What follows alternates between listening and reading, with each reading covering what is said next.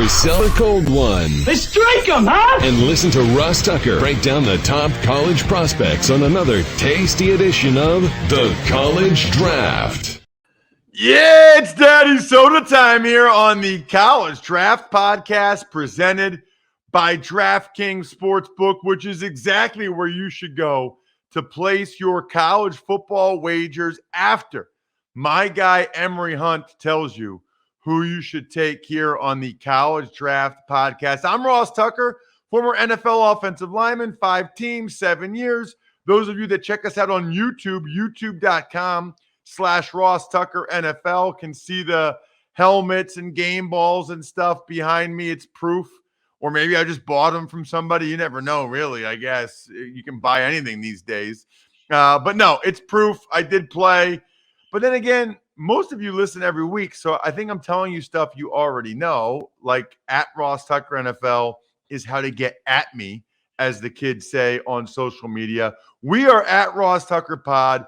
Love those of you that comment on social media about how much you love the show, which really means you love Emory. At FBall Game Plan on Twitter, Football Game Plan on YouTube, and of course, the greatest football NFL draft guide ever, footballgameplan.com/2022 draft guide. If you are the person that wants to know where all these guys other people have never heard of, where they came from, Emory knows. Emory knows exactly where they came from. By the way, Emory, it's so valuable for so many reasons, but even now, like in college football, you've got, Power 5 guys transferring down to Group of 5. You got like FCS guys transferring up. Somebody needs to have a guide that's just like a transfer portal guide to know where all these guys, because you'll have like these 1AA, these FCS guys balling out for Power 5 schools.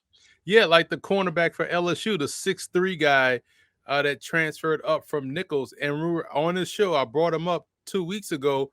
This is a guy you want to keep an eye on. He's a legit prospect. And, had he stayed at Nichols, he would have been, the small school gym that everybody talked about, right? But he goes to LSU, and he's buried in a very stacked depth chart. But now, because of injuries, he's getting the opportunity to play. And people are like, well, who the hell is this? Who's that guy? Well, this is why you should listen to the Ross Tucker Pod, the College Draft Pod, because we told you this 2 weeks ago, but everyone acts as if we don't say anything and things doesn't exist, like the whole Malik Willis's QB1. We had that back in July, and now everybody seemed to come around to it. But back then, everybody was talking about, Sam Howell or Spencer Rattler. We were sitting here like, nah, prospect-wise, Malik Willis is still QB1. All right, so I'm glad you brought that up. Now, before I forget, I have a really cool story from my time in the NFL that I'm going to be sending out in an email. So you definitely want to go to any of our links that we ever post on social media and click to sign up for the newsletter, because that's going out today. So make sure you do that. Sign up to get my email story. I don't want to give it away, but let's just say, Emory, I didn't know I had a football card until someone asked me to sign it. So I don't want to give away the whole story, but I essentially was like, where did you get that? So anyway, you mentioned Malik Willis.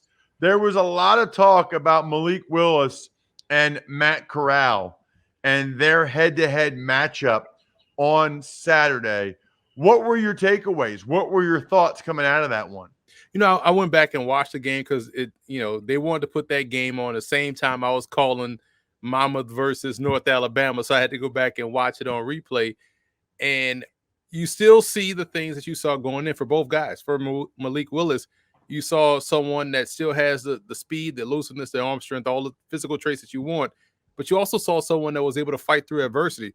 He had his ups and downs in that ball game, and he didn't go into the tank. He still was shooting, so to speak, if you use a basketball reference.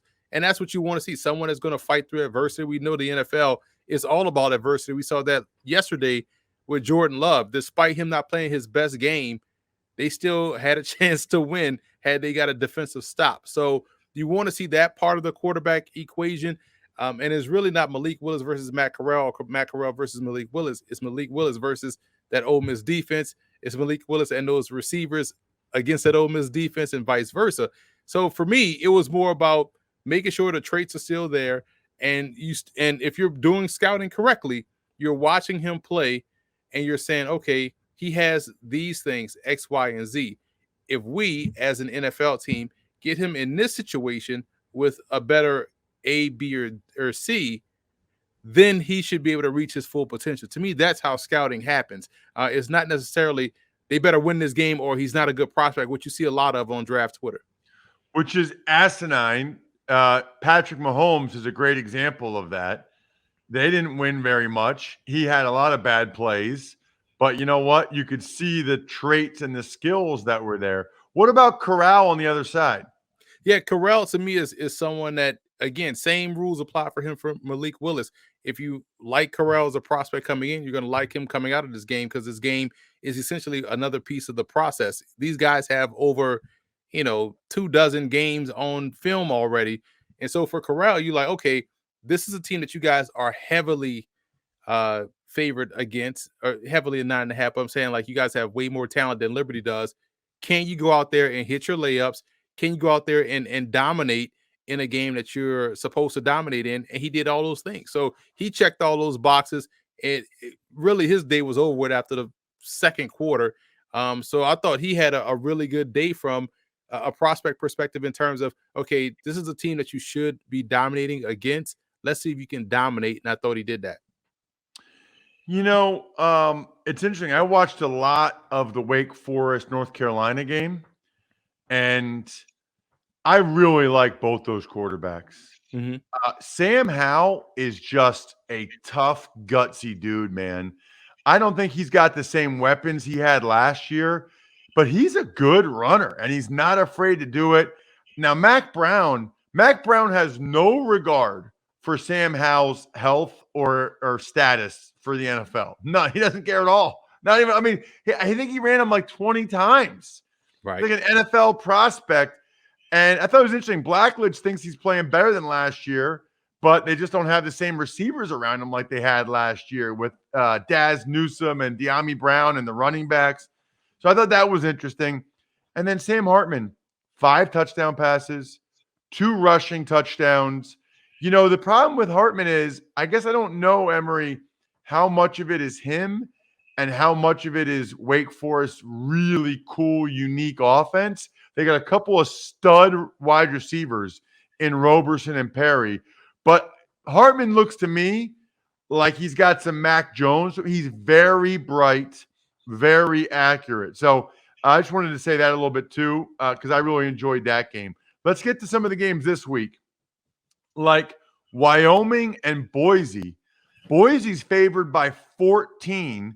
You like the linebacker for Wyoming, Chad Muma. He is phenomenal, man. This is someone, and I always say this about certain linebackers because we see a difference in linebacker play nowadays. Ross, this used to be the standard for us back when we played. Linebackers that look to hit. Guys that are not peekaboo linebackers. They're not these wait-and-see linebackers that love to just eat up blocks. These guys are seek and destroy players. And those are the type of backers that I like, that I want on my team. And Muma is one of those guys, someone that plays fast, on the move, and like he's seeing it and running toward the direction at full guns a-blazing. And that's what you want to me, in this day and age as a linebacker. And he's athletic enough to really run with running backs and carry some bigger wide receivers down the seam. He's apt to make plays in zone coverage. So I see him as one of these guys, like a former Wyoming Cowboy that's now starring with the Bengals and Logan Wilson. Someone like that people may underrate because he's not going to check all the height, weight, speed boxes, but he has good height, weight, speed enough to where he's going to be productive. This is someone that people need to begin to talk more about at the position because he plays it, to me, the right way. And then for Boise, the guy that caught your eye is the wide receiver, Khalil Shakir. Yeah, and when you watch him play, it's not like he has a top-end attribute like, man, you got to see this guy. He has legit Olympian speed, or he's 6'15", or he just has Peter Warrick like agility, right? This is someone that is always open, understands zone coverage, finds that soft spot, has enough savvy to get behind defensive backs, stack them, and really haul in a reception. He's not a burner. He's going to be one of these guys like a Hunter Renfro or like a Robert Woods or even like another Boise State receiver, Cedric Wilson, that just finds open grass and finds reception. I'm a big fan of his game. All right, Boise laying 14. What are you doing? I'm going to lay those 14 with Boise. Wyoming's offense is helter-skelter. It's hit or miss. And when you're giving that many possessions back to the other team, a team like Boise that's finally starting to figure it out, I think they take full advantage. So I can trust them with this double-digit point spread here. Oklahoma is at Baylor. Oklahoma is favored by 6 points. I'm really looking forward to this game, just like I'm really looking forward to telling everybody, Emory, about the free Fix Finder service at AutoZone. You can troubleshoot more dashboard lights, including your check engine light, ABS light, and service interval light. The free Fix Finder will give you possible solutions for your lights, all backed by verified technicians. And if you need a little bit of help from a repair shop, AutoZone will even refer you to a nearby shop that you can trust after they send you an email with the whole Fix Finder report, so you have the information you need to take on the fix. It's the most complete free warning light report backed by technician verified fixes, and you can only find it at AutoZone. So next time your dashboard lights pay you a visit, just get in the zone. AutoZone. All right, Emory. Baylor cornerback Kalen Burns. Listen, I wish I had speed like he had, man, because when you're that fast, the level of confidence is through the roof. Like, you could let some receivers think that they're open because your recovery speed is top tier. He legit has track and field speed. So Baylor does a great thing with him. They play him on the field side because why not? Why wouldn't you play him on the side where he has to cover the most field? Because he can run with anybody. So when you have that level of speed and explosiveness, you're going to be able to hold your own at least in man-to-man coverage. And he also has good technique in terms of being able to wall off the receiver to the sideline, pin him to the sideline, play the ball while it's in the air. But it's his speed and his recovery speed that makes him a problem for anybody trying to throw his way. And this is someone that definitely has, the athleticism to step in day one at the NFL level and have an impact. And then for Oklahoma, they got some good D linemen like Perry and Winfrey. Yeah, he's someone that he has what you can't coach: the ball get off, the hustle, the relentlessness, all of those things that are innate. Those are the intangible things. And you want to see him become a little bit better with his hands. Now, he wants to make the play so bad that sometimes his hands are a little bit sloppy, but you can coach someone up on technique, or you can work with a defensive line trainer in the offseason in preparation for the NFL draft and all throughout your career to really hone in on that technique. But he has the things you can't coach, which is why he's been so productive and so disruptive up front for Oklahoma. All right, Oklahoma laying 6. They look pretty darn good with Caleb Williams, the true freshman quarterback, at the helm. What are you doing here, Emory? This is one of those games where it's a statement game for Dave Aranda and what he wants to do defensively. So I thought they got caught looking ahead last weekend, which is why they lost to TCU. So I'm going to take Baylor in the points here. I think this will be a tighter game, maybe a 3-point game. A touchdown seems a bit much. You have Dave Aranda versus a freshman quarterback. Let's call it what it is. So he's going to throw some different things at him, and they're going to keep this game so close and so tight to the vest. I think this will be not a touchdown game, but still a one score, but it's going to be a field goal. I think there's a decent chance Baylor wins the game. I'll just say that right now. I think Baylor probably win. I mean, these are the type of games Oklahoma loses every year, and Baylor is pretty good.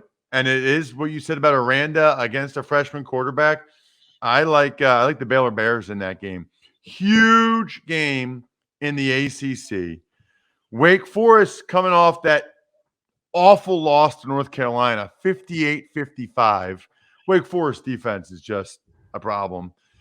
Now NC State comes out. By the way, it didn't count in the ACC. It was a non-conference game, which shouldn't even be legal. It makes my brain hurt.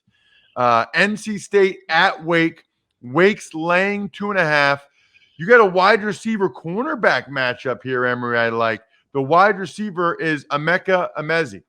Yeah, Emezi has been there since Torrey Holt has been there. Like, I feel like he's been there forever, right? But he's a really good player, polished receiver. Plays on the field, plays the X position. So he's mostly playing on the short side of the field, which speaks volumes of his ability to beat you one-on-one. Went off the line of scrimmage. He's a above the rim guy, 50-50 guy. He's good in terms of blocking in for the run game. So he does a lot of things really well and has good pro game. I hate using school-to-school comparisons because people may think that's lazy, but it makes sense when you think about him and someone like Jacoby Myers, or even Myers was able to be moved around. He's probably more along the lines of someone like a Calvin Harmon when he was at NC State. But Emezi has been, the guy for quite some time. I'm surprised he stayed. I thought he would have came out 2 years ago. But some guys just love the college atmosphere and want to thrive there, and that's what he's been doing. And then for Wake, you like Jasir Taylor of the corner. His quickness and footwork is tremendous. So he's going to always stay in the fight, so to speak, in terms of a rep. He's their kickoff returner as well, so he brings good long speed. But I think his quickness and his ability to change direction, his agility, is what makes him a really good cornerback prospect. So I will be interested to see if he's matched up on Emezi. The size difference may be a thing, but because of his footwork, quickness, and agility and ability to mirror and match, you might be best suited to put him inside and let him take away one of your quicker slot receivers, as opposed to I don't want to say wasting him, but putting him on the outside against someone that's going to be big and physical like Emezi. Wake laying 2.5. What do you think, Emory? This is a tough game to call, man. And for me, they say you don't want to let one loss become two. You don't want to let North Carolina beat you twice, so to speak. But in this one, I just think that NC State quietly is playing really good football. And we saw some cracks in that Wake Forest defense last weekend. I think we'll see that carry over into this week. So I'll take NC State in the points here. I'm not exactly sure how Wake's defense is this bad. They have a bunch of good players on that side of the ball. It's kind of bizarre to me. I will lay the points with Wake. I'm going to show some faith in them. Maybe I'm blinded by seeing them in person, but I still feel pretty good about them. Speaking of picks, by the way, PicksWise is the #1 free app for football picks, odds, and analysis. Find expert picks for every game all season long, loaded with best bets, props, and parlays. You can find in-depth game predictions giving you the who, how, and why behind every prediction, all for free. Found your pick? Search our latest DraftKings promotions to sign up for an account and place your bet. Download the free PicksWise app now to make your next bet better. PicksWise backs responsible gambling. Gambling problem? Call 1-800-GAMBLER. All right, Emory. Last but not least, we've got TCU coming off that big win after they let go of Gary Patterson. It's unbelievable, by the way. It didn't used to be this way, Emory, that all these coaches get fired during the season. But it's like, Clay Helton and USC, that's one thing. But Gary Patterson during the season, Ed Orgeron, but he stays on. Tom Arth from Akron, he's in his third year at Akron. I do the game last Tuesday night. Their freshman running back, receiver, and quarterback all played awesome. They fumbled the 1-yard line going into it, and then he gets fired 2 days later with 3 games left. Like, I would want to see, they got 2 wins this year. I would have liked to see what they did the last 3 games and then make a decision. Walt Bell just got fired by UMass. It's like, I think that they think they're going to fall behind in the search if they don't just do it now, I guess. And you wonder how much of the early signing day plays a role in that too. With that December signing day, they don't want to lose much ground in recruiting. But I'm with you. You get rid of coaches in the middle of the season. We never got to see the end of the movie in time with Tom Arth, who's a really good coach. And so what if they go on a run? Now, do you give the job to the interim guy because they played well under him, even though he's building on what Tom already laid down? Or do you just have to blow this whole thing up or get someone to come in and sell them on the joys of Akron? So it's a tough spot to get rid of these coaches. And you talk about legends, like you don't get rid of Gary Patterson in season.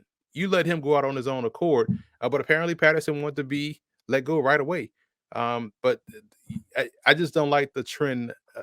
Maybe I'm a traditionalist, but I just don't like the trend that we're going here in college football in terms of these coaching hires and firing. But I also feel like that early signing day, that December signing day, is a big reason why a lot of people want to get the jump start on the new search. So Oklahoma State's favored by 13 in this one, Emory. And you like an offensive lineman for TCU, Obina Eze.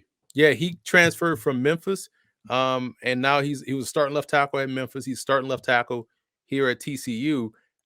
Big guy and does a good job, chasing defenders and get on the move. So they use him a lot on the move in the run game, which is always fun to see. When your left tackle is involved that heavily in the run game, connecting on his blocks.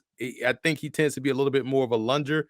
So he's going to have to tighten that up a little bit. Maybe try to be a little bit more assertive in that role instead of reaching a lot and lunging, because he tends to miss some when he's trying to make that contact at the second level or on the move. But you just love the athleticism. And the want to is there, but the technique needs a little bit more work at the position. For Oklahoma State, Trey Sterling. Now he's been out since September. He had surgery on his hand, so he's out for the season. But he is someone that may be back in time for All-Star game season. So you may end up seeing him in the Senior Bowl or the Shrine Game, depending on how long his wrist surgery recovery time is. But when he's out there on the field, he's someone that could play shallow. So you can see him as sort of a combo safety, someone that can play either safety spot, can also help you out covering in a slot. Good zone instincts, good ball instincts, good alley defender. So he checks all the boxes that you want to see from a safety in today's game and how the position is played, where you kind of have to be positionless. Sterling's a really good player. So I'm excited to see him in this draft cycle. And maybe we get to see him in an All-Star game if he's able to recover, because he had the surgery in September. And so maybe he'll be around in January. So we don't know. But that's someone that, kind of earmark and keep an eye on as the draft process rolls along. Overcoming the odds, rewriting the playbook, delivering under pressure. The MVPs of small business lead their teams to victory all year long. Visa is proud to provide playmakers everywhere with more tools to help grow their business and help them achieve even greater success. Because the more people we can empower, the more we all win. Visa, a network working for everyone. Who's working for you in this game with the spread, Emory? Oklahoma State laying 13. 13 seems like a lot when you're talking about Oklahoma State, because they love to play in shootout. So I'm going to take TCU in the points here. They're coming off the upset of Baylor. They're riding high. Oklahoma State's inconsistent, offensively speaking. Their defense is really doggone good. So this one could be a tighter game, but I don't see Oklahoma State being 13 points better than TCU, considering how inconsistent we've seen Oklahoma State's offense be throughout the season. I got one more comment, I guess, which is just that in that Michigan-Penn State game, that'll be at noon on Saturday. A couple things I would say. First of all, Jahan Dotson is unreal, Emory. I mean, he is, and he's like 5'10", $170. What is your expression? If you're big enough to something, you're big enough to whatever. You're big enough. If you're good enough, you're big enough. Got it.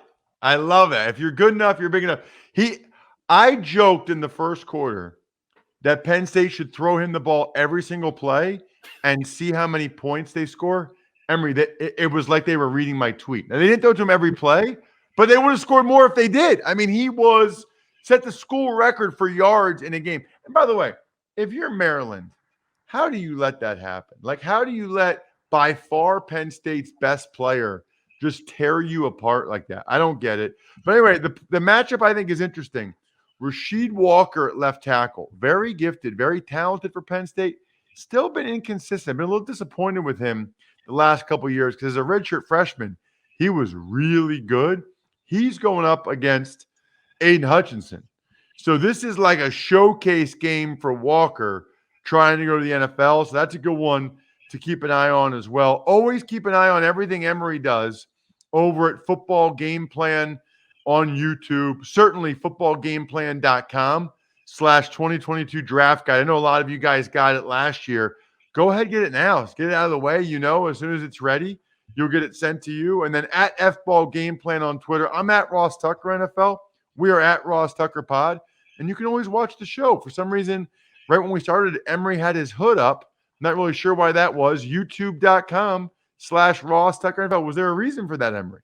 Well, I feel like it is like, let's say in rap battles, when you have the hood up, it shows you mean business. So I meant business when we were getting ready to talk some ball. I love it. The keg is kicked. We're all tapped out. Thanks for listening to the College Draft Podcast. Make sure to also subscribe to the Ross Tucker Football Podcast, Fantasy Feast, Even Money, and The Business of Sports. All available at Apple Podcasts, rosstucker.com, or wherever podcasts can be found. A lot of times on the show, I mentioned DraftKings. Here's what you need to know. You got to be 21 or older, New Jersey, Indiana, or Pennsylvania only. New customers only. Restrictions apply. See DraftKings.com/sportsbook for details. Gambling problem, call 1-800-GAMBLER, or in Indiana, 1-800-9-WITH-IT. By the way, if what I was talking about included a deposit bonus, doesn't always, sometimes it does. Deposit bonus requires 25 times playthrough, and deposit bonuses are paid out in site credit.